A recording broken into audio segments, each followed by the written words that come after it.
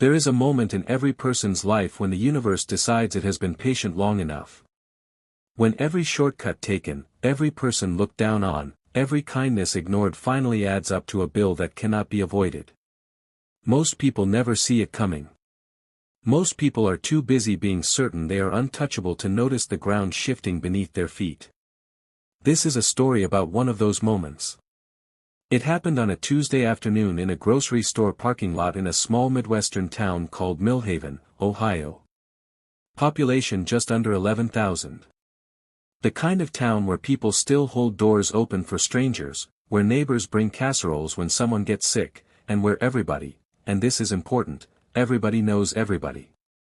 A black luxury SUV pulled into that parking lot on that Tuesday afternoon, rainwater spraying up from the tires like it owned the road.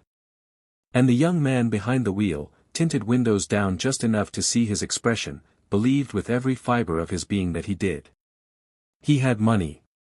Real money.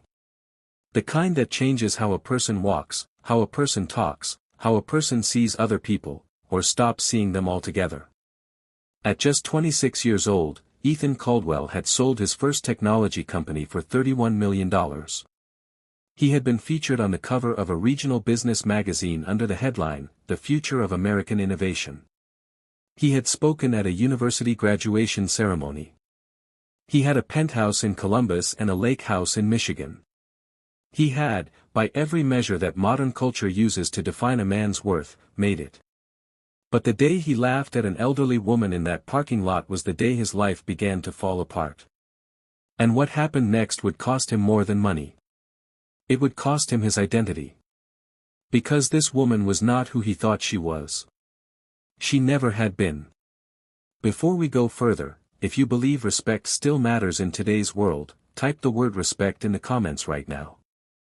I want to see how many people still stand for it. And before we dive deeper, let us know in the comments where you are watching from. We would love to hear from you. And if you are new here, click on the subscribe button so you never miss any of our upcoming videos. Now, to understand what happened that afternoon in that parking lot, you have to understand two things. You have to understand who Ethan Caldwell really was underneath the headlines and the wealth. And you have to understand who Margaret Hayes really was underneath the quiet smile and the sensible shoes. Because this story is not simply about one bad afternoon. It is about two lives, one that climbed so high it lost sight of the ground, and one that stayed rooted so deep it could weather any storm. And it is about what happens when those two lives collide in the most ordinary, unexpected, unremarkable setting imaginable, a parking lot, on a rainy Tuesday, in a town most people have never heard of. Why did Ethan publicly humiliate her? Why did she not fight back? What did she know that he did not? And why would this single moment, lasting no more than 45 seconds, eventually bring a 26-year-old millionaire to his knees? These are the questions this story answers. And the answers are not what you might expect. This was not just about one act of disrespect. This was about a lesson that had been decades in the making, carried quietly in the hands of a woman who had spent 40 years teaching it to anyone willing to learn. The trouble with Ethan Caldwell was that no one had ever made him willing. Ethan grew up in a two-bedroom house on Delaney Street in Millhaven. His father, Gary, worked maintenance at a local manufacturing plant. His mother, Diane, worked part-time at a pharmacy and spent the other half of her time raising Ethan and his younger sister, Cassidy. They were not poor, but they were not comfortable either. There was always enough food, but never quite enough of anything else. Ethan wore the same pair of sneakers for 2 school years in a row once. He remembers that. He remembers the way other kids looked at those sneakers. He remembers deciding, somewhere around the age of 9 or 10, that he would never feel that way again. He would never let anyone look at him like that again. That decision, made in the hallway of Millhaven Elementary School, became the engine of everything he did for the next 16 years. He was not a bad student. He was actually quite sharp. He had a way of seeing how things connected, how one idea could feed into another, how a problem in one place could be solved with a tool from somewhere else. His 5th grade science teacher wrote on his report card that he had an unusually analytical mind. His middle school computer teacher let him stay after school to work on coding projects because he finished the regular assignments in the first 10 minutes of class. By the time he was in high school, he was teaching himself web development from YouTube tutorials on the family computer, staying up until 2 in the morning, the screen glow the only light in the house. He was driven. Ferociously, almost desperately driven. But somewhere in that drive, something else was growing too. A hardness. A certainty that the world owed him something.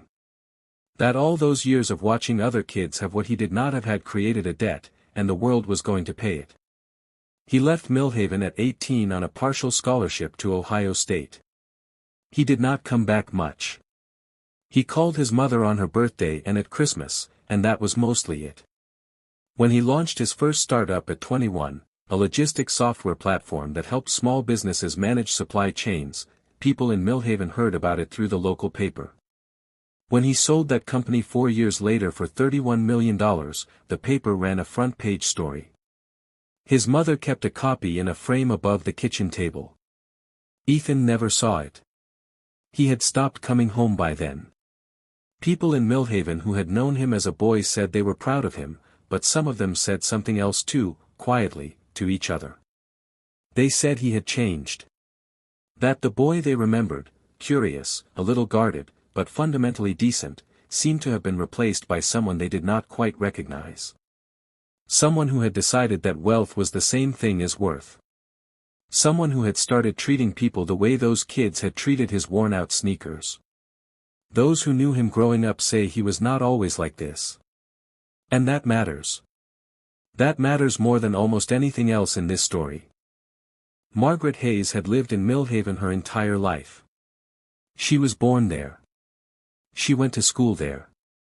She met her husband, Robert, at a church social when she was 22 years old, and she married him 8 months later in the same church where she still sang in the choir every Sunday. She taught 3rd grade at Millhaven Elementary for 40 years.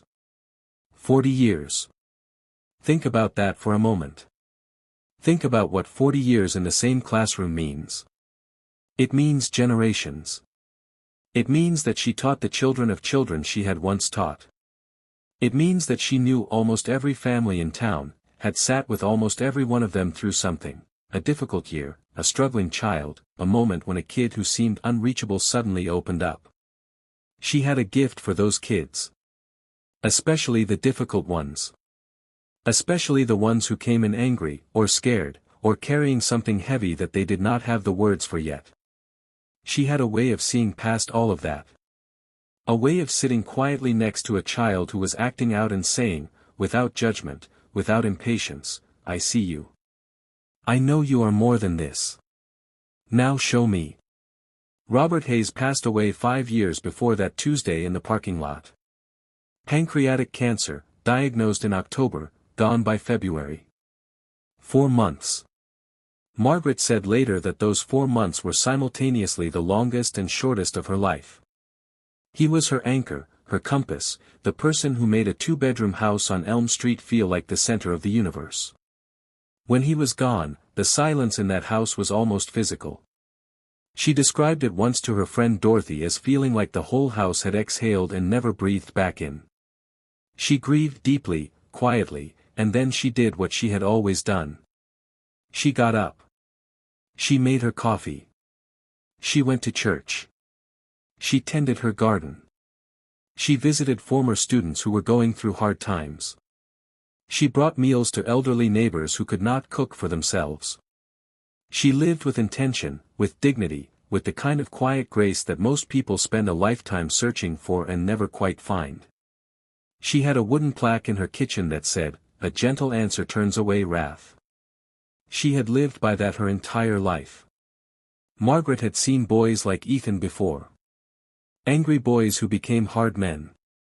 Boys who built walls out of their wounds and called those walls success.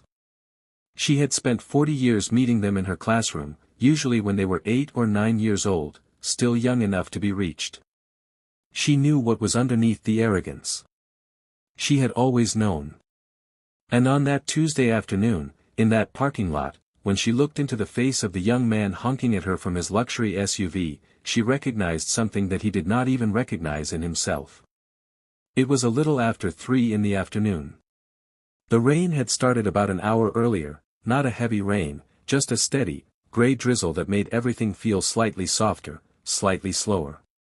Margaret had parked her 2009 Honda Civic near the entrance of Crawford's Grocery, the store she had been shopping at for 30-some years. She had her canvas bags in the cart. She always brought her own bags, had done so since long before it was fashionable, and she was loading them into the trunk one by one, carefully, the way you do when your back has started to remind you every morning that it has been working for 71 years. She was not particularly slow. She was just moving at the pace of a woman who is not in a hurry because she has learned that most things people rush toward are not worth the rushing. Ethan's SUV pulled in behind her cart. He was on his way out of town, had stopped only because he needed to pick up a phone charger from the pharmacy next door and had ended up in the wrong lot. He was running late for a call. He was always running late for something. He watched Margaret for about 15 seconds, watching her lift a bag, adjust her grip, place it carefully, and something in him clenched with impatience the way it had been clenching his whole adult life whenever the world moved at a speed that was not his speed. He put his hand on the horn. A long, aggressive blast that cut through the soft gray afternoon like a slap. Margaret paused. She looked up. She looked at the car. She did not look alarmed. She did not look angry. She just looked, the way you look when you hear something unexpected and are deciding what it means. Ethan rolled down his window. His voice had that particular edge that some people with money acquire, not quite shouting, but loud enough to ensure that everyone nearby could hear, confident enough that it did not bother him if they did. Hey! Do you need a manual for that? He glanced around with a half-smile, checking to see if anyone else found it as funny as he did. A man near a pickup truck 2 spots over looked away. A young woman with a toddler on her hip watched in silence. A teenage boy in a red Crawford's apron, gathering carts near the entrance, stopped moving. There was a pause. And then Margaret Hayes turned and looked at Ethan Caldwell directly. Not with anger.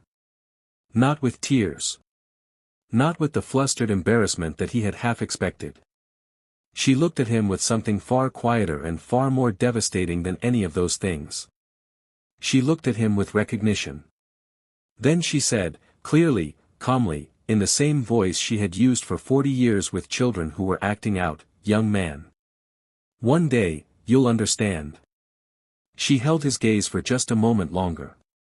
Then she placed her final bag in the trunk, closed it, returned her cart to the cart return, and got in her car. She did not slam the door. She did not say anything else. She just left. Ethan sat there for a second. Then he laughed, a short, dismissive sound, and drove off. He was on his phone before he even exited the parking lot. He had forgotten about it by the time he reached the highway. Or at least, he told himself he had. The teenage boy in the red apron pulled out his phone and filmed the last 8 seconds of it. He posted it that evening. By midnight, it had 3,000 views. By the following morning, it had 40,000. By the end of the week, it had been shared by 2 regional news accounts and 1 national viral content page. Millhaven millionaire mocks elderly grocery shopper, read one headline. Tech bro bullies grandmother in parking lot, read another. Someone found Ethan's LinkedIn. Someone else found his company's website.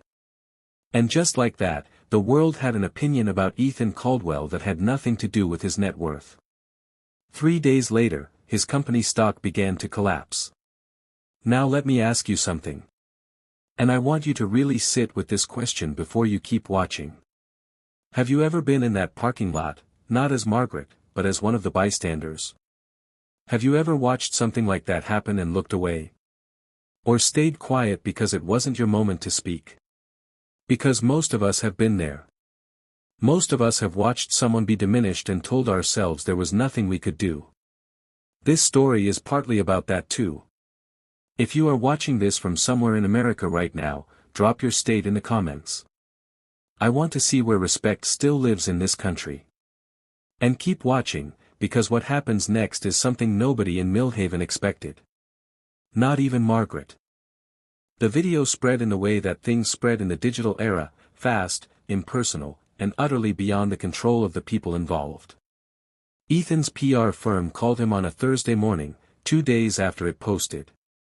His lead communications manager, a sharp woman named Sandra, walked him through the situation the way a doctor walks you through a diagnosis, methodical, clinical, trying not to let her own feelings about it color the delivery. The video had over 60,000 views. The comments were overwhelmingly negative. 3 journalists had reached out for comment. One investor, a venture capital firm out of Cleveland that had committed $8 million to Ethan's second startup, a healthcare data platform called ClearPath, had sent a formal inquiry asking for clarification on recent media coverage. Sandra told Ethan he needed to release a statement by end of business Friday. Ethan told Sandra the video was out of context. Sandra told Ethan very carefully that there was no context that made it better. He released a statement on Friday. It was 4 sentences long and used the phrase, taken out of context, twice and the phrase, genuine respect for all members of our community, once, and it satisfied absolutely nobody.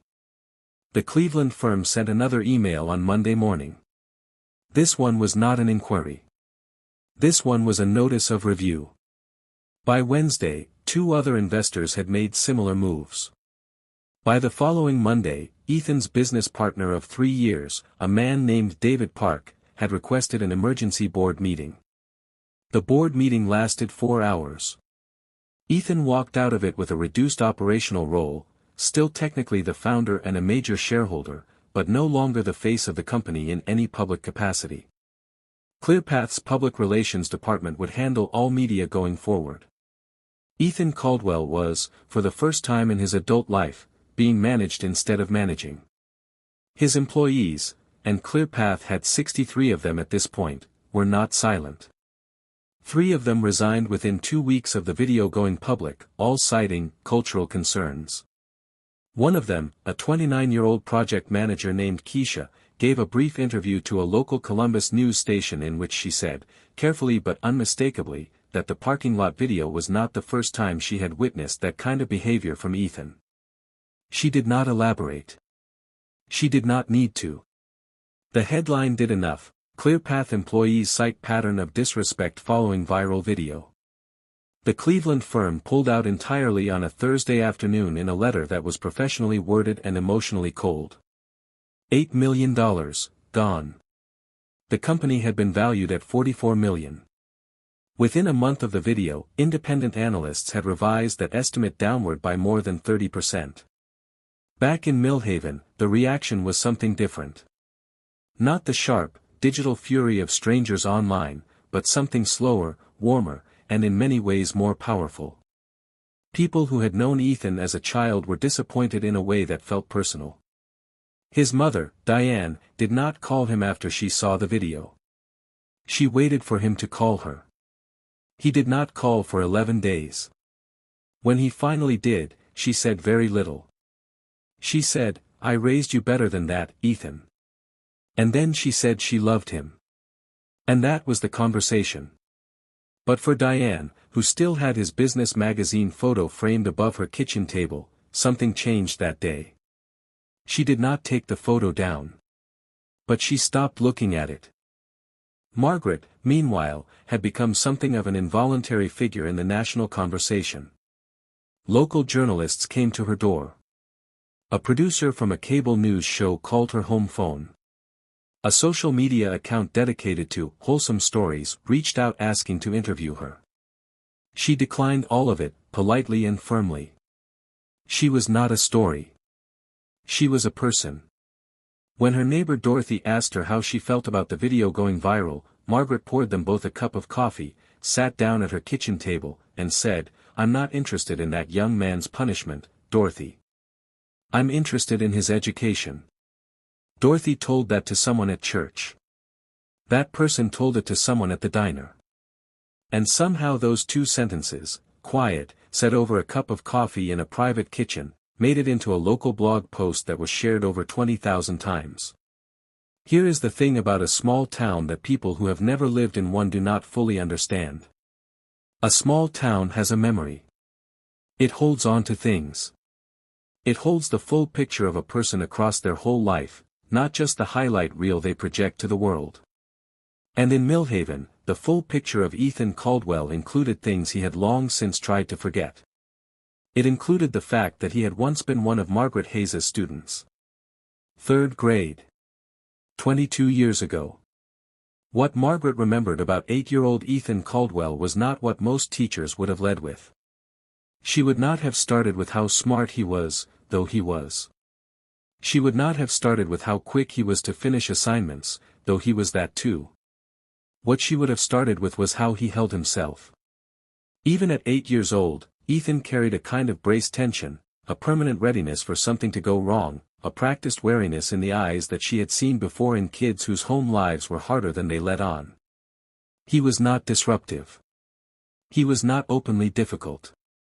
But he was lonely in a particular way, the way that kids who are always performing their competence are lonely, always showing you how well they can do the thing, never letting you see the part of them that might not be able to. There was a boy in Ethan's class that year named Marcus who was bigger and louder and had the easy confidence of someone who had never had to earn anything. Marcus had a habit of making the smaller kids feel small. And Ethan, who was not physically imposing at 8, became a frequent target. He never cried about it in class. He absorbed it with a set jaw and went home and stayed up later than he should have and channeled every bit of that hurt into something productive, something that would one day make Marcus and everyone like Marcus irrelevant. Margaret had seen it happening. She had tried to address the dynamic in the gentle, consistent way she always did, praising Ethan publicly for his ideas, creating space in class discussions where his voice had value, writing small notes on his papers that said things like, "This is excellent thinking," rather than just, "Good job." She was trying to tell him, "You are seen. You are valued. Not because of what you produce, but because of who you are." Whether or not it landed, she could never be entirely sure. She remembered one assignment in particular. It was October, near the beginning of the school year. She had asked the class to write a few sentences about what they wanted to be when they grew up. Most of the kids wrote expected things: firefighter, veterinarian, basketball player. Ethan turned in a piece of wide-ruled paper, handwriting careful and deliberate, that said, "When I grow up I want to matter. I want people to know my name and not forget it. I want to have worked hard and made something that nobody can take away from me." She had given him a sticker, a gold star, and written at the bottom, "You already matter, Ethan. Work toward the rest." She had kept a copy of that paper. She kept copies of many things. The walls of her spare bedroom were lined with filing boxes from 40 years of teaching, and in one of those boxes, in a folder labeled 1999 to 2000, 3rd grade, was Ethan Caldwell's essay. She had thought about him over the years, the way you think about certain students, not constantly, but with a particular kind of attention, a quiet wondering about how they turned out. When the business magazine article came out a few years back, someone had left it at the church social and Margaret had read it and thought, "Good for him." She had been genuinely glad. And then she had noticed, in the article, something in the way he was described: relentlessly competitive, famously demanding of his staff, uninterested in consensus, and she had felt that quiet recognition again. The same thing she had seen in that 8-year-old boy, now grown up and dressed in the language of success. She had not expected to see him in the parking lot. But when she looked up from her groceries and saw him there, impatient, public, performing his contempt for an audience of strangers, she knew immediately who he was. Not from his face, exactly, though that was part of it. From the feeling. The same braced tension. The same performed certainty. The same little boy who wanted more than anything to matter, and had built an entire fortress around that want because he was terrified that someday someone would look inside and see that he still was not sure if he did. That was why she had said what she said. Not as a curse. Not as a judgment. As a reminder. The same reminder she had been trying to give him for 40 years. 7 months passed between that Tuesday afternoon and the evening Ethan knocked on Margaret's door. 7 months that felt, by his own later account, like living inside a building that is slowly losing its structure, the walls still standing, the floor still under your feet, but something fundamental failing in ways you cannot quite locate. ClearPath survived, but in a diminished form. Ethan negotiated a buyout of his remaining operational role and walked away with enough money to be technically comfortable but not enough to feel insulated the way he had before. The penthouse in Columbus was sold. The lake house in Michigan was sold.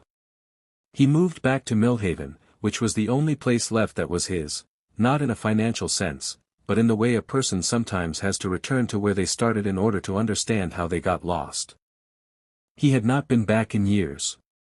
Not really back, not the way he was now, staying at his mother's house on Delaney Street, sleeping in his old room with the twin bed and the faded Ohio State pennant still tacked to the wall. His mother did not make a production of it.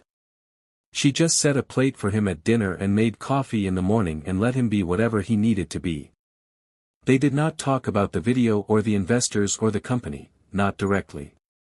But sometimes in the evenings, sitting at the kitchen table with their coffee, she would say small things.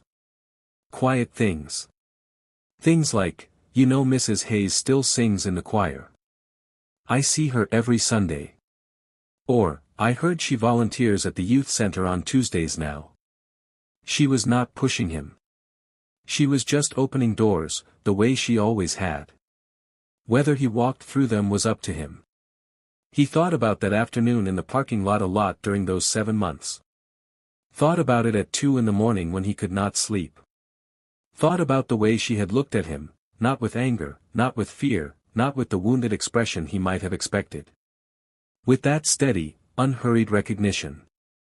And the thing that kept snagging in his mind, the thing he could not shake loose no matter how many times he turned it over, was what she had said. One day, you'll understand. Not a threat. A prediction. And she had been right. He was beginning to understand, even if he could not yet put words around exactly what it was he was understanding. He went to her house on a Sunday evening in November. The kind of November evening that Millhaven does well, cool and quiet, the trees bare, the sky that particular shade of deep gray blue that sits between dusk and dark. He had driven past her street 3 times before he parked. He sat in the car for a while, his hands on the steering wheel, the engine off. Then he got out and walked up the front path and knocked on the door. There were lights on inside. He could hear, faintly, what sounded like a radio or maybe a television. Then footsteps. Then the door opened, and there she was. She looked at him for a moment. She did not look surprised. She looked the way she had in the parking lot, steady, present, already 2 steps ahead of the conversation. She held the door open. She said, "Come in, Ethan. I'll put on some coffee." He sat down at her kitchen table. The kitchen was warm. It smelled like something had been baking earlier, cinnamon, maybe. On the wall above the stove was the wooden plaque. A gentle answer turns away wrath. He looked at it for a moment. Then he looked at her. She was setting mugs on the counter, her back to him, and he noticed that she moved with the same unhurried steadiness she had shown in the parking lot. As though the entire world could rearrange itself and she would still move at exactly this pace, because she had decided long ago that this was the right pace, and the world's opinion of that decision was not something she required. He said, "Why didn't you fight back?" She poured the coffee. She set a mug in front of him. She sat down across from him. She wrapped both hands around her own mug, the way people do when they want to be grounded. And she said, "Because life was about to do that for me." He looked at her. Then she said, "I recognized you. In the parking lot. I knew who you were." He stared at her. She said, "3rd grade. September of 1999. You sat by the window. You always finished your work before anyone else and then you'd look out the window like you were waiting for something to start." A pause settled over the room like a held breath. He felt something tighten in his chest. She got up. She went to the doorway and called gently into the hall, "Give me just a minute." He heard her go into another room. He heard the sound of a box being moved. He heard quiet rustling. Then she came back. She sat down across from him again. She placed a piece of paper on the table between them. Yellowed at the edges. White ruled. Careful, deliberate handwriting. He did not need to read it. But he read it anyway. When I grow up I want to matter. He sat with that for a long time. Margaret did not speak. She let the silence do what silence does when it has something to say. And then he put his face in his hands, and for the first time in a very long time, Ethan Caldwell cried. Not the crying of self-pity. The other kind. The kind that means something is being let go. When he looked up, Margaret was still looking at him with that same expression. Not triumphant. Not sorrowful. Just present. She said, quietly, somewhere along the way, you forgot. He nodded. He did not trust his voice. She pushed the paper toward him. You can keep it, she said. I think you might need it more than I do now. He picked it up carefully, the way you pick up something fragile. Like it might dissolve. She watched him fold it gently and put it in his jacket pocket, close to his chest. Then she said, there's a youth center on Oak Street. They need someone who knows about computers and business. Kids who need to see that it's possible, not just the millionaire version of possible, but the real version. The version where you actually had to figure things out. She met his eyes. I think you have something to give them, if you're willing. He looked at the plaque above the stove for a moment. He said, I'll think about it. She said, take your time. She refilled his coffee. They sat together in that warm kitchen for another 40 minutes, talking about nothing in particular, the town, the weather, his mother's garden. When he left, he stood on her porch in the November dark for a moment, his jacket collar up against the chill, that folded piece of paper against his chest, and he felt something that it took him a few days to identify. He felt smaller than he had in years. And for the first time in a very long time, smaller felt like the right size. He did not go to the youth center right away. He went back to his mother's house and he thought about it for 2 weeks. He thought about what it would mean to walk in there as the guy from the viral video, the cautionary tale, the former millionaire with nowhere else to be. He thought about whether that humiliation was survivable, whether there was anything left in him that the kids would actually want, whether he was going there for them or for himself. He decided, eventually, that it did not matter which. That sometimes you do the right thing for the wrong reason and the right thing still gets done. He walked through the door of the Millhaven Youth Center on a Tuesday afternoon in December. There were 11 teenagers inside, some doing homework, some on their phones, 2 playing cards at a table by the window. The center's director, a 38-year-old man named Jerome, shook Ethan's hand and showed him around. Jerome had grown up in Millhaven. He knew exactly who Ethan was, both versions of him. He did not bring it up. He just pointed to a cluster of old computers in the back corner and said, those haven't worked right in 6 months. Half these kids need them for school. Ethan sat down at the first one. He opened it up. He started from scratch. That first Tuesday turned into every Tuesday. Then Tuesdays and Thursdays. Then occasionally Saturdays when Jerome called him because they needed someone to run a session on resumes or interview skills or, and this one caught Ethan off guard the first time Jerome asked, entrepreneurship. He stood at the front of that room the first time he tried to teach it, looking at 11 teenagers who were looking back at him with the particular skepticism that teenagers reserve for adults who might be performing sincerity, and he felt the full weight of the distance between who he had been and who he was trying to become. He did not try to inspire them with the millionaire story. He told them about Delaney Street instead. He told them about the sneakers. He told them about the kids who had looked at those sneakers. He told them what that had done to him and what it had made him, and what it had cost him, and why none of that cost had actually been worth anything. The room was very quiet. A girl in the back row, maybe 15, with headphones around her neck and a notebook open in front of her, looked up at him and said, "So what do you actually regret?" He said, "I regret that I got so busy trying to be someone other people couldn't ignore that I forgot how to be someone I could actually respect." She wrote that down. He noticed that. He never forgot it. For months after he started at the youth center, Ethan filed the paperwork for a new company. It was small, just him and 3 other people, one of whom was a former ClearPath employee who had reached out to him quietly a few months after the collapse to say that she believed in what he had been trying to build and thought maybe, if he ever tried again, she would like to be part of it. The new company was a non-profit technology training program, formally structured but practically scrappy, designed to place teenagers from under-resourced Midwest towns into paid technology apprenticeships with companies willing to take a chance on kids who had never had one. The funding came from Ethan's remaining personal assets, from 3 local business owners in Millhaven, and from a grant he applied for and rewrote 4 times before he got it right. He called it Second Paragraph, after the idea that the first sentence of a person's story does not determine the rest of it. He told Jerome about the name late one Thursday evening, after the last kid had gone home and they were folding up the chairs. Jerome thought about it for a moment and said, "That's actually really good." Ethan said, "Margaret came up with it."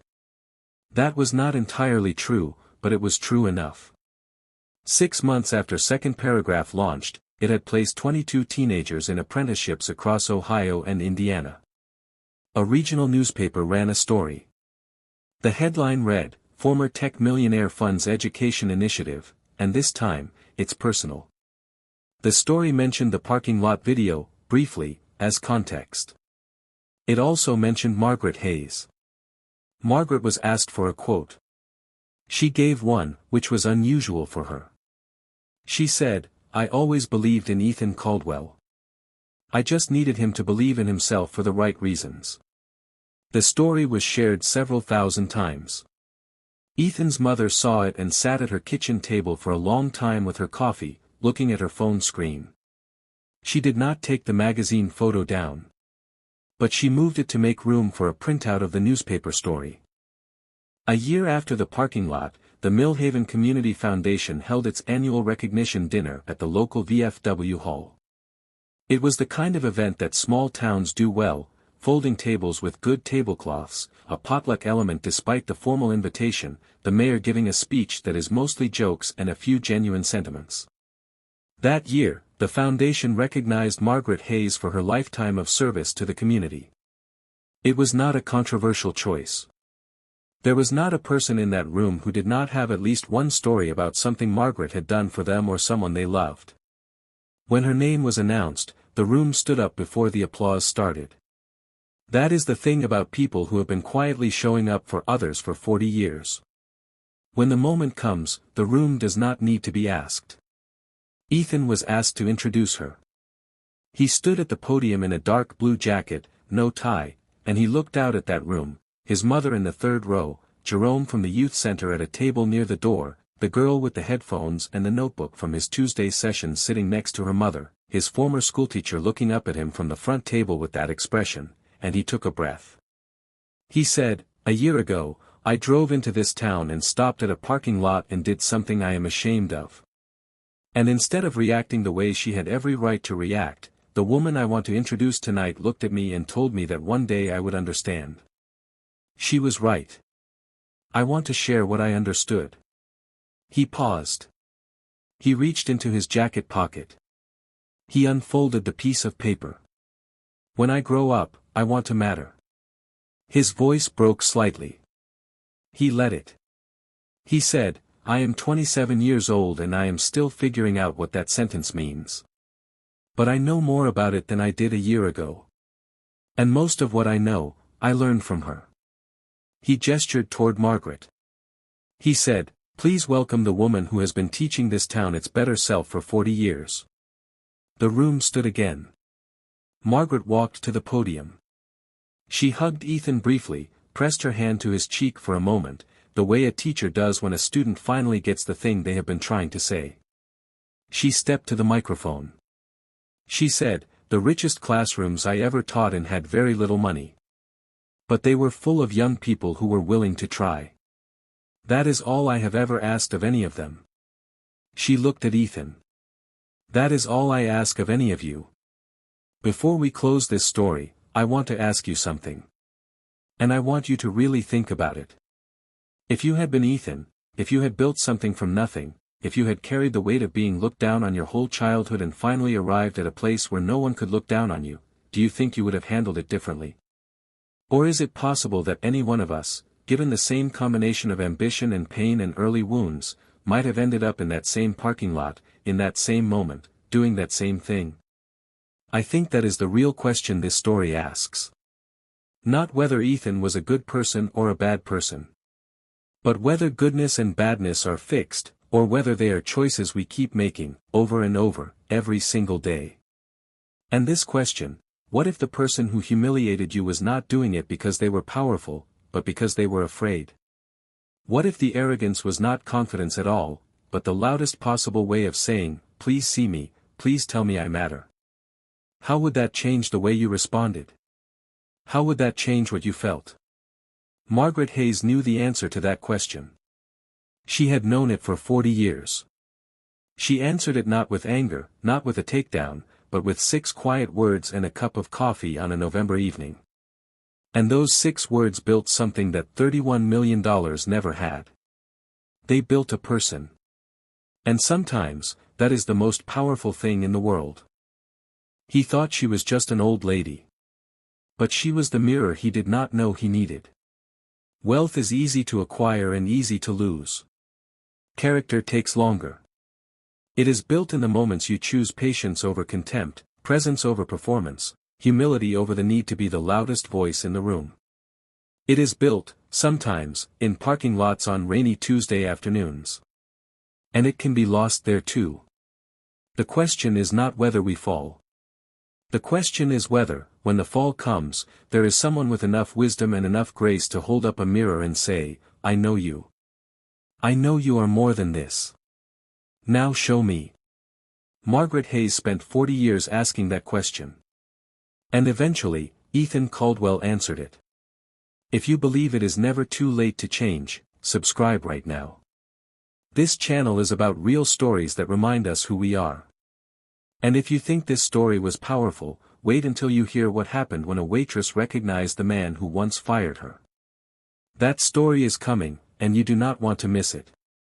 What would you have done in Ethan's place? Drop it in the comments. I am reading every single one.